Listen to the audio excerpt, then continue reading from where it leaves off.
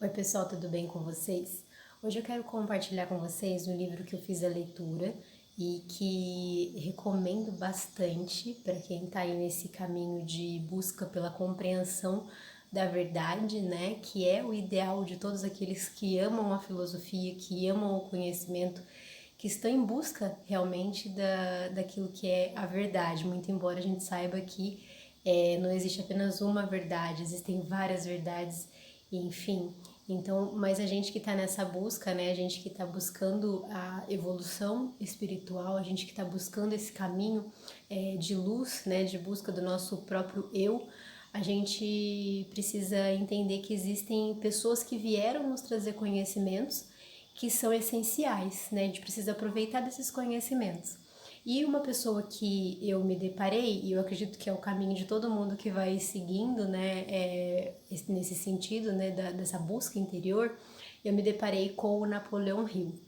Se você ainda não conhece Napoleão Hill, com certeza você vai passar a conhecer daqui para frente.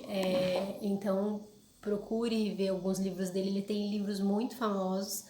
O livro que eu li a princípio, ele não é um dos livros mais comentados, mas é um livro que, assim, para mim, ele é de extrema importância e necessidade, do meu ponto de vista, porque ele trata muito fortemente da questão das crenças que são enraizadas na população. E isso a gente às vezes não tem noção de como bloqueia a nossa vida. Então, o livro em questão é o livro Mais Esperto do que o Diabo, e do Napoleão Hill.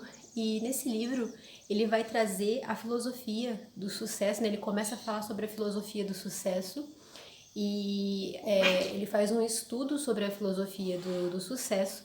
E aí, dentro desse estudo, que ele começa a fazer as pesquisas, começa a entrevistar homens muito ricos e para buscar entender, né, como que eles tiveram sucesso, mas ele também entrevista aqueles que tiveram o fracasso, né, para poder entender como isso se dá. E ele, durante boa parte da vida dele, ele faz essas pesquisas e ele se depara com um empresário escocês, que é o Andrew Carnegie, acho que é isso o nome dele, e ele se depara com esse empresário que é de origem escocesa e que veio para os Estados Unidos e se tornou o homem mais rico do mundo da época dele e até os dias de hoje é um dos homens mais ricos, né? Foi um dos homens mais ricos. E esse empresário escocês, ele meio que deu algumas orientações, né, para o Napoleão Hill, quando o Napoleão Hill estava começando essa pesquisa da filosofia do sucesso. E eu achei bem legal que uma das frases que ele disse, né, que está escrita no livro e descrita como do Andrew, né, é que ele diz que a maior parte dos fracassos reais se deve às limitações que os homens impõem a si mesmos em suas próprias mentes, né? Então ele fala isso logo no início do livro.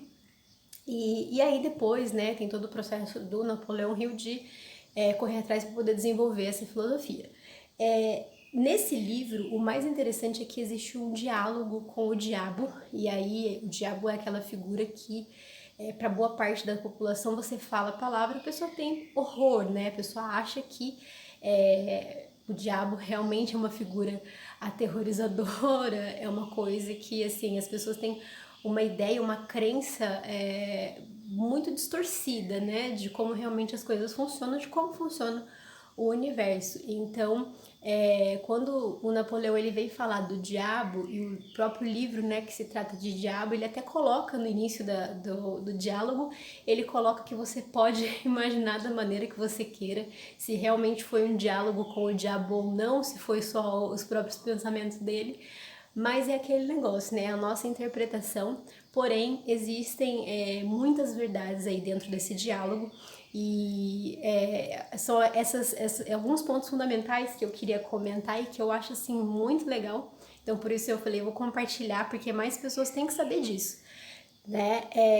Ele não vai tratar em essência do que é o diabo, ele não vai falar disso, mas ele vai falar de como funcionam os mecanismos que são usados por esse diabo. E aí a gente tem que lembrar, a gente tem que ter consciência de que no universo existem polos positivos, o polo positivo e o polo negativo.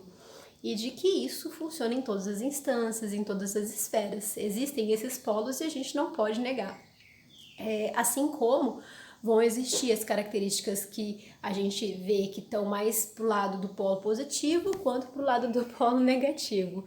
E aí a gente tem que se lembrar que muitas religiões, né, trouxeram a ideia de um diabo que causa medo, né? Que causa, assim, pânico nas pessoas. E aí o que acontece? As pessoas, elas vivem com essa ideia de que existe um diabo, um demônio, e de que elas podem ser tentadas por esse diabo, por esse demônio, enfim. Essas coisas são crenças aí praticamente universais que algumas religiões trouxeram ao longo dos milênios. E as pessoas vivem com medo, né? Tanto medo do diabo quanto medo de um Deus vingativo. Então isso existe. Quando ele vem trazer no livro, né, alguns mecanismos do diabo, antes disso ele fala que ele ouve uma voz, né? E que essa voz diz pra ele, gente, eu vou ler, porque assim, eu até anotei porque eu falei, isso é a perfeição. Olha só, né? Ele fala assim: a partir desse momento você está completamente no comando do seu outro eu. De agora em diante, você deve saber que duas entidades ocupam o seu corpo. Na verdade, duas entidades similares ocupam o corpo de cada ser vivente do planeta Terra. Uma dessas entidades é motivada e responde pelo instinto do medo, o outro é motivado ao impulso da fé. Por mais de um ano você foi conduzido como escravo pela entidade do medo. Há 2 noites a entidade fé assumiu o controle do seu corpo físico e a partir daquele momento você foi motivado por essa entidade. Por mera conveniência, você pode chamar essa entidade de fé de seu outro eu. Ela não conhece limitações, não possui medos e não reconhece a palavra impossível. Então eu achei isso tão sensacional que esse finalzinho aqui é algo que a gente precisa gravar na nossa mente, de que a nossa centelha divina, o nosso espírito, né, que é a perfeição, que é a semelhança divina, esse espírito, ele não conhece realmente essas limitações, não tem nada que seja impossível para ele, né? Não tem nada que cause medo. E aí, é sobre essa questão do medo que hoje eu gostaria de falar mais a fundo também, porque assim, às vezes a gente vê que muitas religiões, e aí eu falo em geral, colocam a ideia de que as pessoas precisam ter medo, né? Você precisa ter medo porque o medo é um instinto.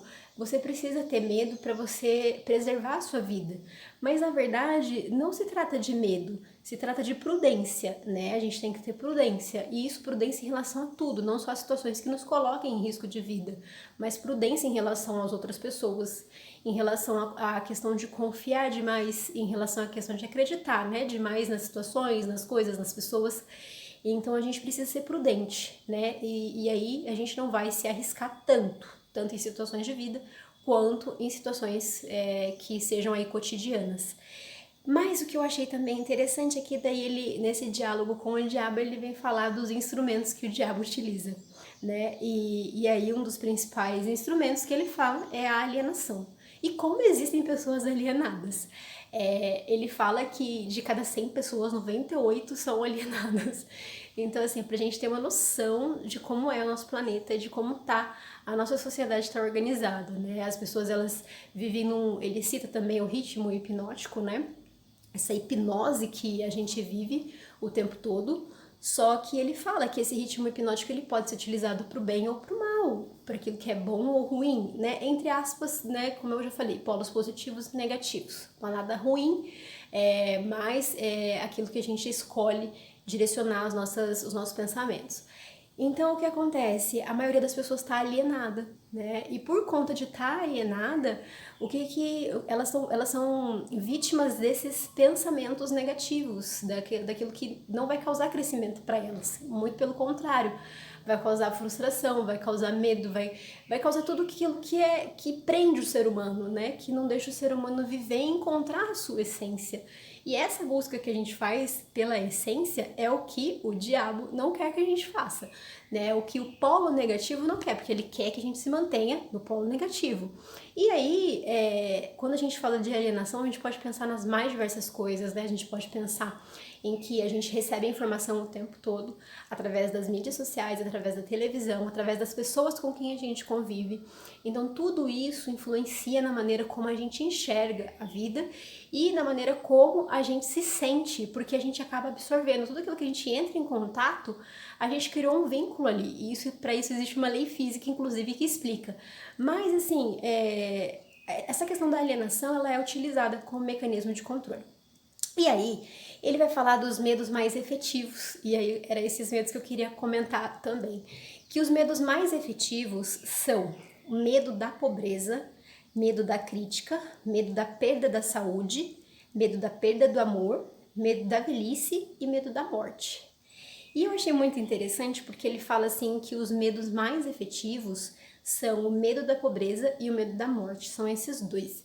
E se a gente parar para observar a nossa sociedade, como está organizada, a gente vai ver que efetivamente é exatamente isso, né?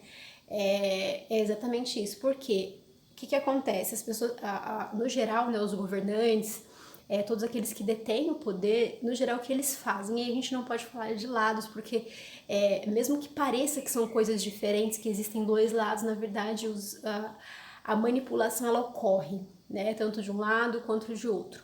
E isso que a gente precisa tomar consciência, da gente observar as coisas no nível acima. Porque se a gente se equiparar e tender para um lado ou para o outro, a gente não está conseguindo observar de uma forma harmônica.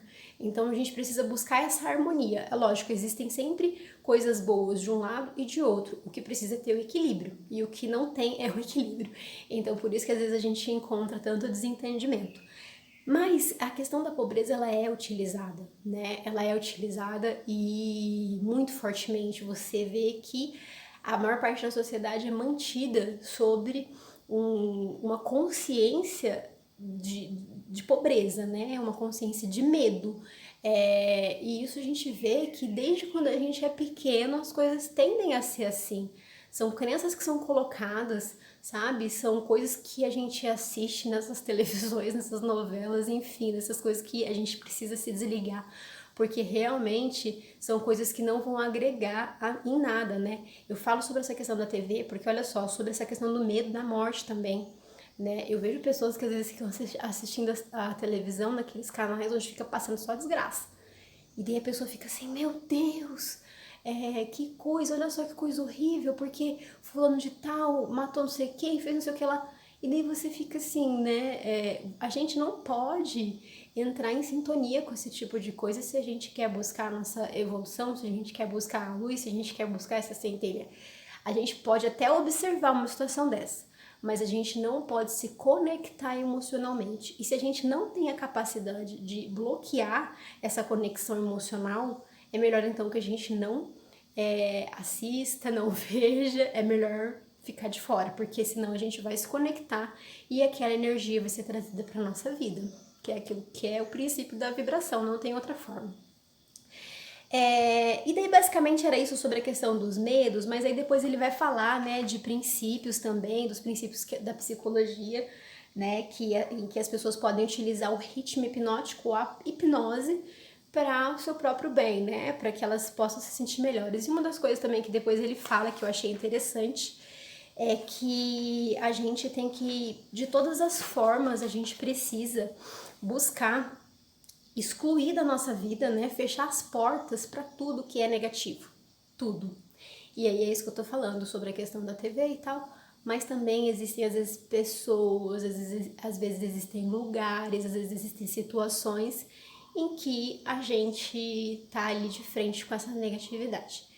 Mais uma vez, se a gente não é capaz de eliminar e a gente quer crescer como pessoa ou profissionalmente, ou fazer aquilo que é bom pra gente, buscar aquilo que é bom pra gente, a gente precisa sim colocar uma barreira para que a gente não, como que eu vou dizer, para que a gente não se deixe influenciar por essas energias. Não tem essa de falar assim, ai não, mas a gente precisa conviver com todo mundo. Só que acontece que, em primeiro lugar, a gente precisa estar bem. É isso, né? Não é uma coisa egoísta, porque se a gente não estiver bem, como é que a gente vai auxiliar o outro? Então, a primeira coisa, inclusive isso é uma coisa que o diabo fala pra ele, fala assim que não é egoísmo, né? é que você precisa simplesmente tá no controle da sua vida e que você precisa fazer de tudo para se afastar desse tipo de coisa, né? Não entrar no hábito da alienação. E é isso basicamente que ele vai falar nesse livro. Depois tem mais coisas, é muito interessante ler, porque assim, é cada frase maravilhosa que a gente vai aplicando na nossa vida. E às vezes acho que as pessoas não compram o livro porque lê o título e fala, nossa, já tem aquela crença, né, negativa, nossa, o diabo. Enfim, não é nada disso. Aí quando você vai lendo, você vai vendo que esse diabo, na verdade, assim, é como se fosse parte da nossa mente. E outra coisa que ele fala é sobre os pensamentos negativos, né? Que quando a gente se deixa a nossa mente aberta, vazia ou dispersa, simplesmente vão vir pensamentos negativos e ele fala que ele atua dessa forma. Ele vai e coloca uma sementinha negativa. Aí você vai e começa a pensar naquilo, aí pronto, já foi, já ficou tudo ruim. Então, assim, atenção a esses pensamentos. A gente precisa saber observar o que está vindo para nossa mente, desviar, cancelar e colocar o nosso foco em coisas positivas. Às vezes é muito difícil, às vezes a gente está totalmente concentrado às vezes vem emoções, e aí a gente fica pensando naquelas coisas, mas a gente precisa tomar consciência e pensar, se eu pensar nessas coisas negativas, coisas ruins vão acontecer na minha vida. Então, sabendo disso, eu escolho não pensar. Não quero pensar nisso. Tá cancelado. E aí você simplesmente vai fazer outra coisa que te distrai momentaneamente, e tem que ser distração boa, né? Colocar uma música que você gosta, vai cantar, vai ler um livro, foca naquilo que é bom para que você não caia nesses pensamentos negativos e que, como resultado, as coisas na sua vida deem errado. Tá bom, gente? Era isso que eu queria passar para vocês, dica de leitura aí do Napoleão Hill, muito legal. E até o próximo vídeo. Um abraço!